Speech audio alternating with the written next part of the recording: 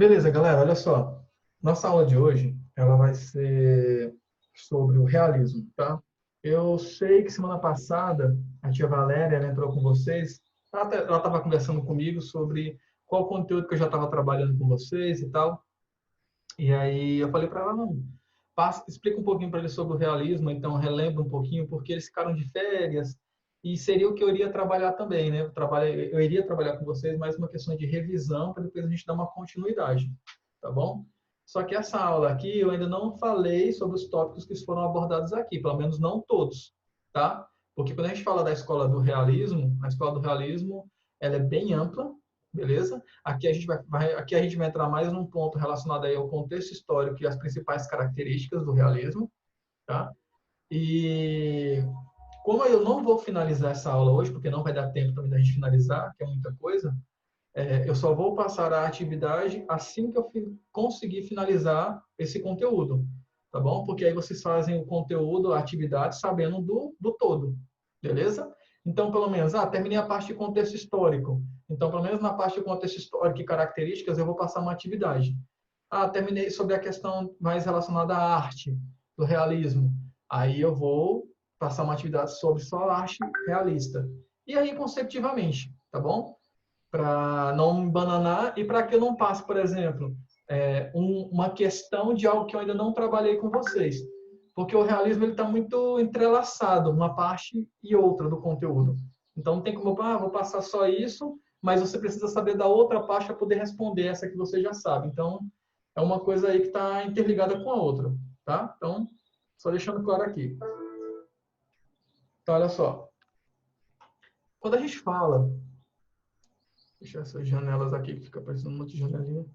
Quando a gente fala de realismo, galera, a gente vai falar aqui de um período que ele veio justamente para contrapor o que a gente aprendeu lá no romantismo, tá? Então, de um modo geral, o romantismo, ele trabalhava muito com aquela ideologia, né? O nome já diz tudo, né? A ideologia da perfeição, né? Aquela questão do homem perfeito, até o índio, como a gente falou, né, em outras aulas, ele era perfeito. O romantismo ele trabalhava muito com a questão muito subjetiva, né?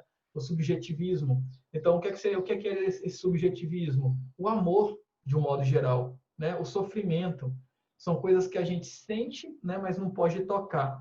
O realismo não. O realismo ele vai trabalhar aí com vertentes mais palpáveis, mais concretas, tá? Então, o próprio nome já diz, né? Realismo. Então, ele vai trabalhar ali com questões relacionadas aí ao positivismo, com questões relacionadas aí ao próprio concretismo, tá? Então, assim, é um tentando contrapor o outro.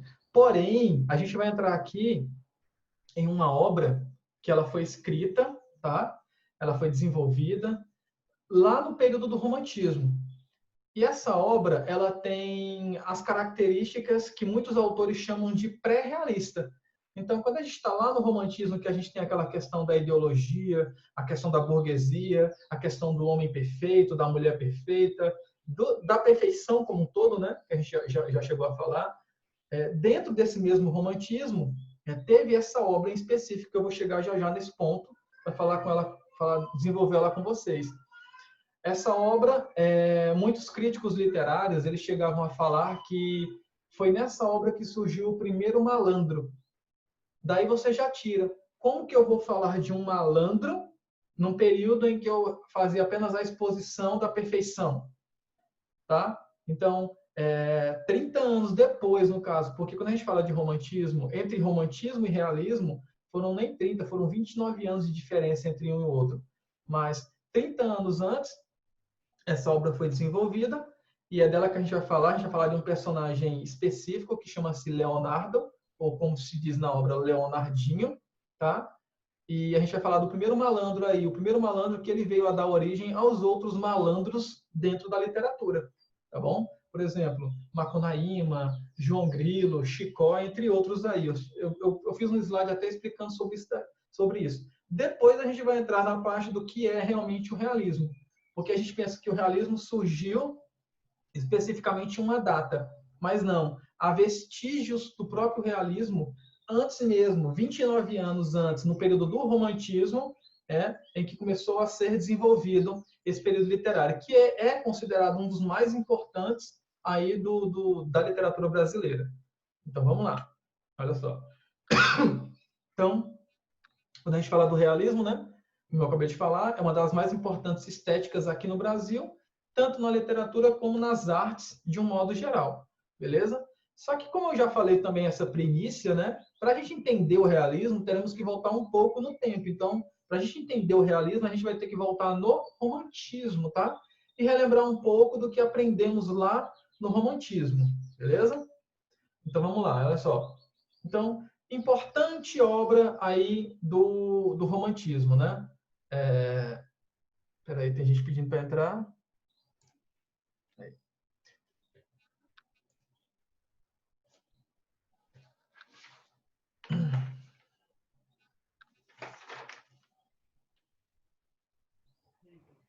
Então, importante obra aí do romantismo, né?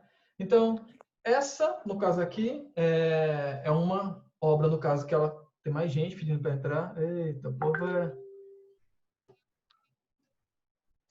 Então, essa é uma que foi publicada, essa obra que foi publicada em 1852, exatamente no auge lá do romantismo, né? No período ali que é conhecido como a ultrarromântica, a geração ultrarromântica, que foi justamente a segunda geração romântica, tá? Porém, essa obra não segue as características românticas falando de um modo geral, que vai entrar aqueles pontos relacionados à melancolia, aqueles pontos relacionados à perfeição, ao amor exagerado, né? O amor não concebido, né? Ao próprio Lord Byron, que deixou isso claro também dentro das obras dele, dentro das características passadas por ele no romantismo. Então, foi um período em que essa obra foi escrita, mas estava justamente no auge do romantismo. E o romantismo ele tem características bem específicas, né, desse momento. Porém, quando a gente fala do realismo, essa obra lá do romantismo, ela tem características do realismo. A gente fala assim, mas como é que um autor escreveu? A gente fala que os autores naquela época eles eram muito visionários, né? Eles viviam em um período, mas já tentando prever o que vinha a acontecer em um futuro próximo, né? E essa obra que a gente vai falar aqui, ela chama-se Memórias de um Sargento de Milícia, tá? Ela foi escrita em 1852. Então foi exatamente aí de 1852 que ela foi escrita, né? 30 anos antes, era justamente o período aí do romantismo, tá bom? Então vamos lá.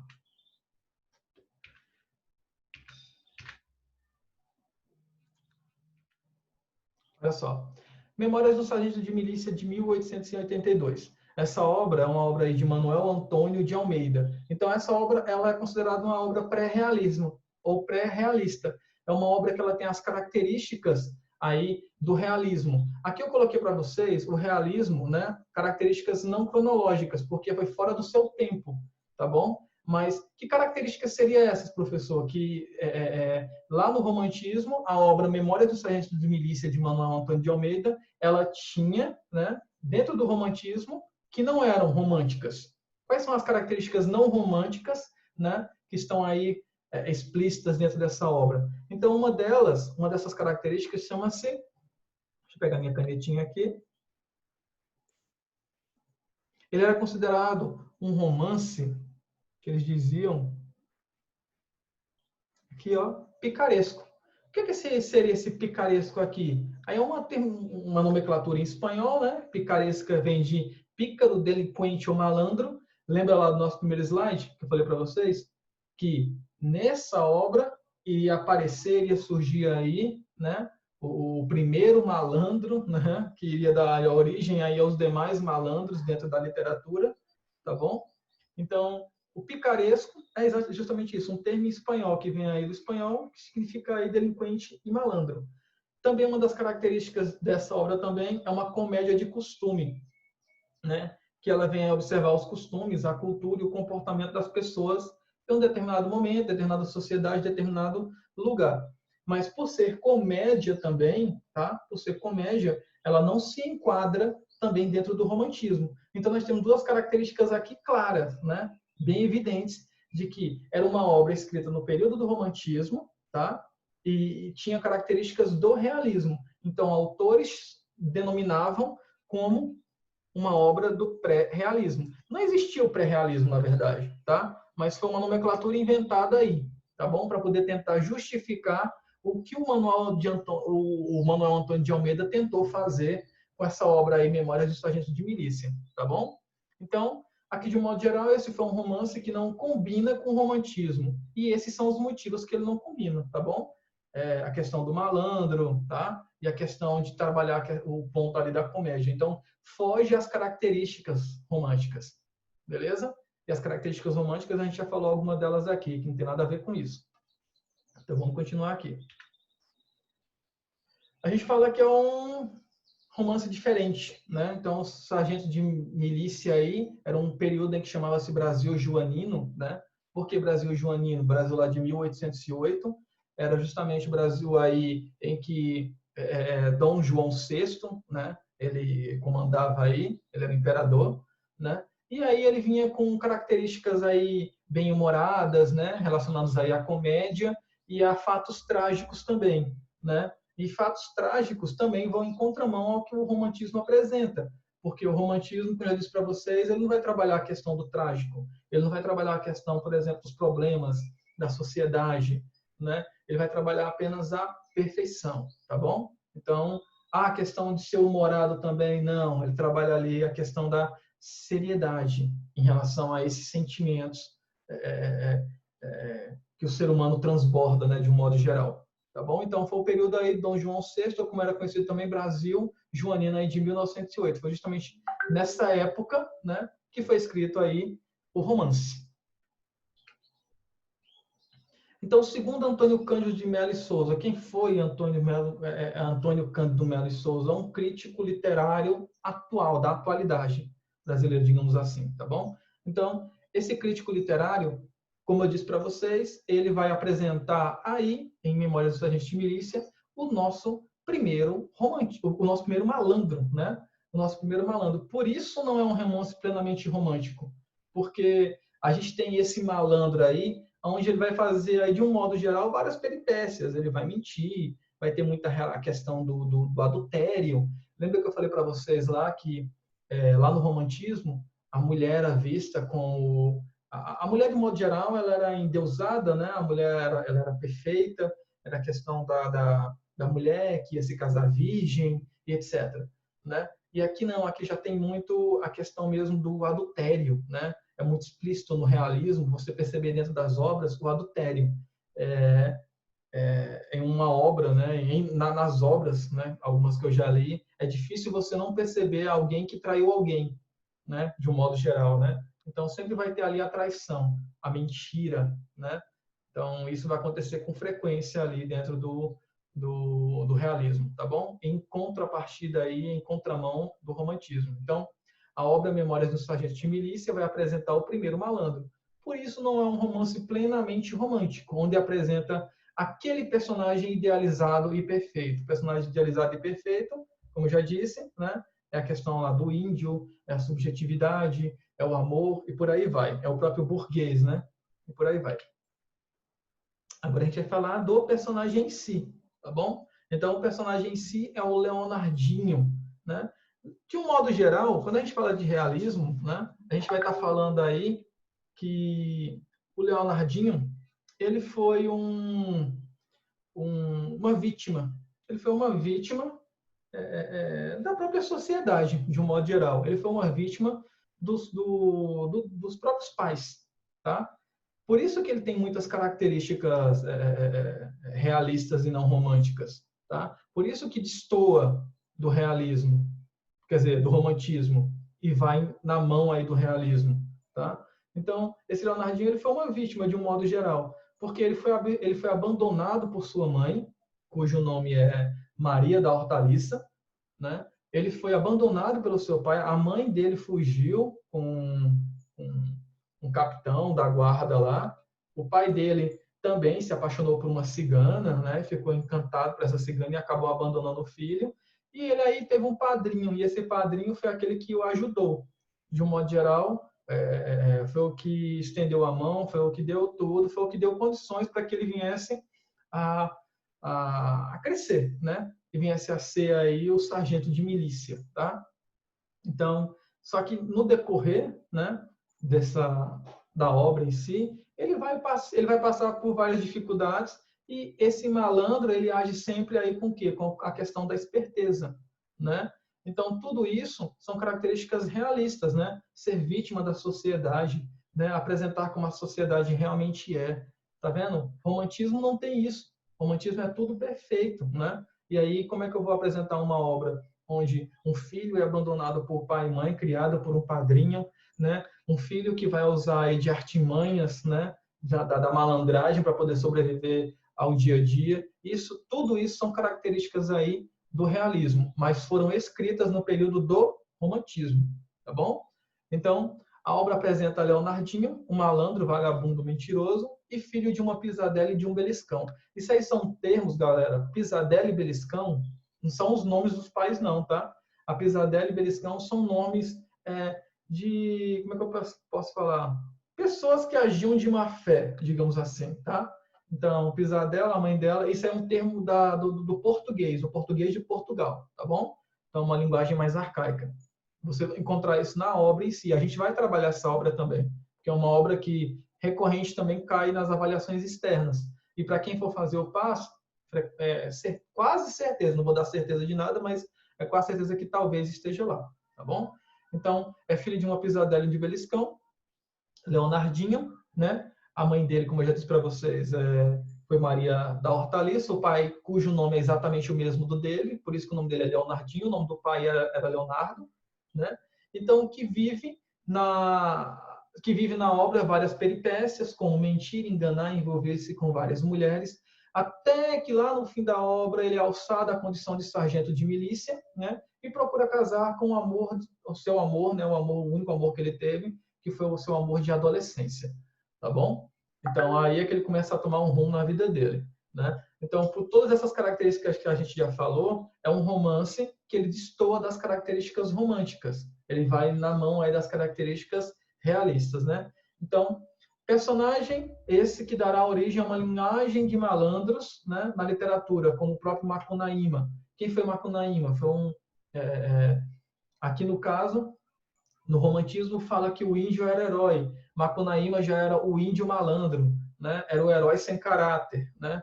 Então, esse Macunaíma aí, ele é uma obra que vocês vão ver lá no terceiro ano, porque ele vai entrar aí na escola do romantismo, pré-modernismo e modernismo, certo? E temos aí também o João Grilo e o Chicó, que eles já vão entrar também no modernismo lá na terceira geração, modernista lá no terceiro ano também do ensino médio, né? E já vai entrar ali também no concretismo, certo? Que vai ser também visto a fundo lá no terceiro ano. Então, o primeiro malandro que surgiu aí foi justamente o Leonardinho, tá? E ele surgiu justamente num período em que a literatura não fazia esse tipo de exposição, não falava com esses termos mais chulos, né? Perante a sociedade, que justamente foi o romantismo, tá? Então, por que a pessoa que você está voltando tanto? Porque quando a gente fala de realismo, a gente pensa, o realismo surgiu nessa década e tal, tal, tal. Não, a gente tem que entender que ele surgiu bem antes.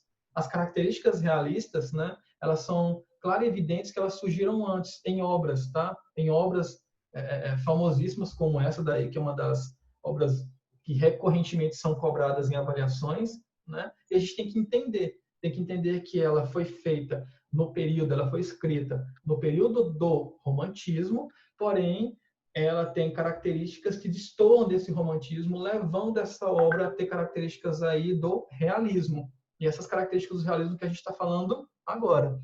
Beleza? Então, vamos lá, continuando aqui. Então, quando a gente vai falar agora do realismo, né, como um todo, então a gente vai ter que entender.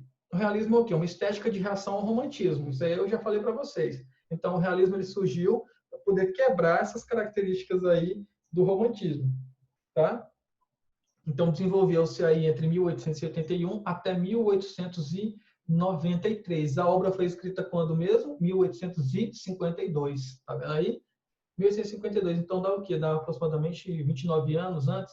Então, 29 anos antes do realismo surgir, né, a obra foi feita, a obra foi escrita, e com características desse mesmo realismo. Então, nem tinha previsão de que essa escola iria surgir, porém, surgiu uma obra que destoava de tudo aquilo. Surgiu uma obra que já, em contrapartida, mostrou essas características realistas aí, as características da sociedade, tá bom? Então, contexto, né? O contexto lá na Europa, né? A gente vai falar aqui que foi meados do século XIX e aqui no Brasil foi final do século XIX. Porém, o estilo literário do realismo ele partiu da Europa para o Brasil, tá? Então, aqui no Brasil teve uma característica bem peculiar que deu início a esse realismo, só que lá na Europa tiveram vários outros movimentos, várias outras ideologias que fizeram com que esse realismo também viesse a surgir, tá? Então, também separa um pouquinho as características do Brasil das características europeias em relação ao realismo, tá? Mas tem aquilo que vem a unificar as duas. Quais são as características que vêm a unificar essas duas? A gente vai falar delas também. Vamos lá. Então, o realismo na Europa, né? O realismo na Europa ele veio surgir aí, a gente falou um pouco disso antes de entrar de recesso, tá bom? O realismo da Europa ele veio aí a se dar com uma obra, iniciou com uma obra intitulada aí por Gustave Flaubert, que foi Madame Bovary, uma obra que é intitulada como a obra das obras, mas que na época ela veio a impactar toda a sociedade pelo peso, pela carga, por tudo que essa obra veio a trazer, né? E de um modo geral, chegou até a sofrer algum tipo de repressão, né? Então, parece que quando a gente tenta fazer uma repressão, parece que a obra se torna mais famosa ainda, né? Então, assim, na Europa, surgiu lá na França em 1857, justamente com essa obra aí de Madame Bovary, que veio a mostrar as mazelas da sociedade como um todo, tá bom? O realismo no Brasil, ele já veio aí com Machado de Assis, né? E eu falei isso para vocês antes de entrar de recesso, né? Então, o realismo no Brasil ele se dá aí com o início, né? Depois que lançou a obra Memórias Póstumas, ela foi o marco inicial, Memórias Póstumas de Brás Cubas, né? Do próprio Machado de Assis. Então, na Europa veio com Madame Bovary e aqui no Brasil veio com Memórias Póstumas de Brás Cubas. Na Europa em 1857, aqui no Brasil em 1881. Por isso que eu coloquei, né? Uma estava em meados do século XIX e a outra já estava no final do século XIX. Então, o Brasil chegou bem depois. Tá? Então, vamos lá, olha só. Características do realismo. Então, as características do realismo aqui. Homem com ideias mais materialistas, né? Então, o homem, ele era materialista. O homem, ele saiu aquela questão mais superficial, digamos assim, mais subjetiva, né? Apenas o sentir não servia mais. O homem ele tinha que tratar de coisas palpáveis, aquilo que ele podia ver, aquilo que ele podia pegar, né? O cientificismo. Então, as questões agora mais científicas, elas precisavam ser comprovadas, né? Para que o homem viesse, de um modo geral, a acreditar. O racionalismo, né? Em contramão da emoção, o homem agora era bem mais racional em relação à emoção, que era pregada lá do romantismo, né? Então, foi nessa época que surgiu ideias como ideias de Darwin, né? Que foi justamente o evolucionismo, a teoria da evolução, né? Que já vai também na mão do cientificismo. O positivismo aí de Auguste Comte, também, o determinismo de Taine e o socialismo lá de Marx, tá bom? Então, todas essas ideologias, todos esses pensamentos aqui, eles vieram a mostrar mais a questão da realidade social, né? Vieram mais mostrar essa questão mais concreta da sociedade, que foi justamente o realismo. Beleza? Então, aqui, ó, visões realistas. A gente vai ter que voltar um pouquinho. Ó. Todas as teorias apontadas no slide anterior, né, lá o positivismo, o determinismo, o evolucionismo, né, apontam para um caminho mais racional do mundo. Né? Então, o homem vai deixar de lado um pouquinho a questão da emoção para ir mais na mão da racionalidade. Portanto, contrário à visão sentimental dos românticos. Né? Então, a gente volta lá na obra de novo. A gente vai voltar na obra lá, Memórias do Sargento de Milícia, que a obra das Memórias do Sargento de Milícia, ela tinha muitas dessas características aqui, né? E são características apresentadas pelo realismo, tá bom? Então, como eu disse para vocês, 29 anos antes, surgiu o pré-realismo aí, porém, dentro do romantismo, né? Então, nesse clima surge o realismo na Europa. Então, aquelas características que a gente acabou de ver, foram características que surgiram na Europa. Lógico, elas chegaram, são ideologias, são pensamentos que chegaram ao Brasil. mas o que realmente marcou o Brasil? Qual foi a grande mudança, né, que teve o Brasil? O Brasil absorveu, o Brasil colocou em prática tais características, até porque, para ser realista, tem que ter aquelas características. Mas teve algo único que aconteceu aqui no Brasil. Tá? Então, qual foi o contexto brasileiro? Tá? Esse contexto brasileiro fez justamente o seguinte: no Brasil, o contexto foi outro. Tá? Seria a transição do Brasil Império para o Brasil República. Esse foi o principal contexto que ocorreu, né, ali dentro do realismo brasileiro. Mas isso não quer dizer que o realismo brasileiro não absorveu as características lá da Europa. Tá? Por exemplo, o positivismo de Auguste Comte, né, que influenciou também a nossa república, né, o início da agora nova república, né, no Brasil. Ou seja, o contexto mundial influenciando a realidade do Brasil. Ok? Tá tranquilo? Você está conseguindo entender? Alguma pergunta, alguma dúvida? Não, professor, tá de boa de entender. Tá de boa? Tá. Beleza. Eu estou gravando a aula, depois eu posto para vocês, tá bom? Então vamos lá, continuando aqui. Então, influenciou o Brasil. E a gente vai entrar aqui, pessoal, em mais características. Vou ver aqui a hora. Já daqui a pouco tem que encerrar. Mas a gente vai entrar aqui em mais características que classificam o realismo. Tá? Então, olha só. Objetividade. A objetividade, como eu disse para vocês, é um pensamento que vai na mão aí do cientificismo, algo bem muito mais objetivo, algo muito mais claro. O que é que o romantismo pregava? O romantismo pregava a subjetividade. Tá vendo aí? Então, aqui vai em contramão. Racionalismo, o homem muito mais racional, o homem agora pensa, né? O homem pensa a ação e na reação daquilo. Como que pregava lá no romantismo? A emoção. O homem ele não pensava, tá? O homem ele não pensava, o homem ele agia por impulso, principalmente pela emoção, ou seja, o amor, né? O amor ou o ódio, né? Adultério, anticlerical e crítica social. Lembra que lá no romantismo eu tinha falado para vocês que os três pilares que sustentavam o romantismo eram justamente o casamento, religião e nação? Então, lá no romantismo era o casamento, a religião e a nação. Mas olha no realismo, quais eram as características? O adultério, em contramão do casamento. Aqui o que tem de traição, vocês não imaginam dentro das obras românticas. Aqui a religião, aqui agora anticlerical. Anticlerical por quê? O homem lá como ser pensante, né? O homem agora não tem mais muito aquela visão de Deus no centro do universo, né? O homem tem uma visão maior de ele no centro do universo, ele como ser pensante, ele como dono de suas ações. Então era anticlerical, né? E também os padres também aqui nas obras, né? Nas obras do realismo, eles eram padres que cometiam ali atos, vamos dizer aqui, atos errados, errôneos, de um modo geral, tá bom? E isso ficou claro dentro das obras românticas, né? E aí acabou sendo exposto de uma maneira que a sociedade conseguisse ver e perdesse essa credibilidade aí da igreja, né? E o último aqui era a nação, né? Lá no romantismo. Agora a gente vai fazer a crítica social lá no realismo, né? Então a crítica social desse realismo aí é mostrar a pobreza, é mostrar mazelas, é mostrar justamente o próximo tópico, que chama-se exploração do homem pelo homem. E é isso que acontece até hoje, a exploração do homem pelo homem, né? Então aí vamos pegar aqui classes sociais diferentes, classes sociais mais dominantes financeiramente, né, mais abastardas, explorando os mais pobres, né? Então é mostrar justamente isso. Enquanto no romantismo a gente via ali o homem de igual para igual, né? O homem perfeito, como eu disse para vocês. Aqui não, aqui a gente vê o homem explorando o homem, né? Então a gente mostra essas diferenças em relação à crítica social e à classe social, tá?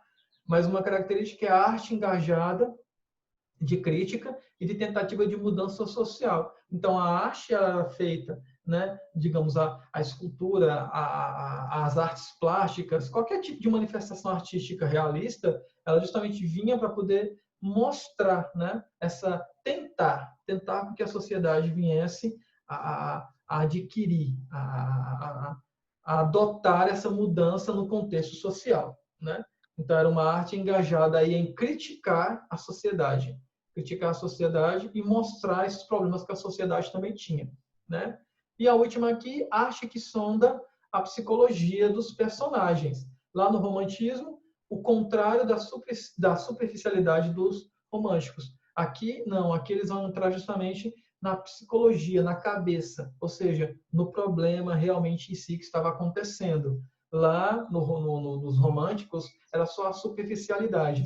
Eles não mostravam essa problemática por meio das artes, sim apenas esse perfeccionismo. Então, a arte aqui ela entra na cabeça do personagem, de um como um todo, né? E mostra esses problemas vividos, esses conflitos, né? Até conflitos internos que o personagem tem, né? Conflitos internos que vêm a ser também problemas relacionados aí ao meio em que ele vive ali, a sociedade como um todo.